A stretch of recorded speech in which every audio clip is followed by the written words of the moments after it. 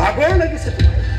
তোমাক ধাৰণ কৰোঁ কিন্তু আই মাতৃ ভাগৰ লগা নাই মুখৰে বতাহ খুৱাই খুৱাই ভাগৰ লগা নাই খাদ্য পানী যোগাৰ ধৰি ধৰিতো ভাগৰ লগা নাই সেইজনী আই মাতৃৰ কাৰণে মাত্ৰ এটা ৰাতি দিওঁতে তোমাৰ ইমানেই ভাগৰ লাগিছে ক্ষমা কৰা ভাগিন ক্ষমা কৰা দেখতো কোনো ক্ষমা নাথাকে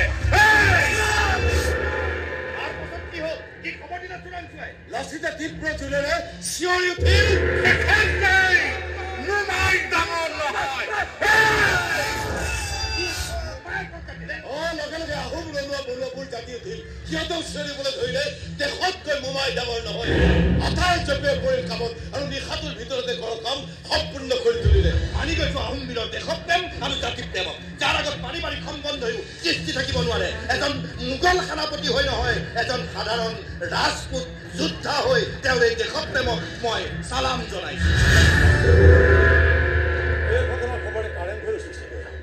কোনোবা কোনোবা চৰকাৰী ওচৰত এইবলৈ লগাইছে যে শাস্তি দিয়াৰ ক্ষমতা বৰফুকনৰ নাথাকে শাস্তিৰ বিধান দিয়াৰ ক্ষমতা কেৱল চৰকাৰী ঈশ্বৰৰ থাকে কিন্তু চৰকাৰী ঈশ্বৰে পোনচাতে কৈ দিছে যে যুদ্ধৰ বাবে যি যি কৰণীয় সেয়া কৰাৰ অধিকাৰ লাচিতৰ আছে তাত তেওঁ মাত নাপাতে যুদ্ধ সমাপ্তিৰ পিছত মই নিজকে ৰাজপথত মোৰ দম পৰিয়ালৰ আগত মোৰ দম সমাজৰ আগত যি দণ্ড দিয়ে মই মানিলো কিন্তু যুদ্ধ সমাপ্তি নোহোৱালৈকে মোৰ উতলা তেজ এনেকে উতলি থাকিব লাগিব মোৰ উতলা তেজেৰে উতলিব লাগিব বহু ৰঙুৱা বনোৱা তেজ আৰু সেই উতলা তেজেৰে আই মাতৃৰ বুকুত লিখিব লাগিব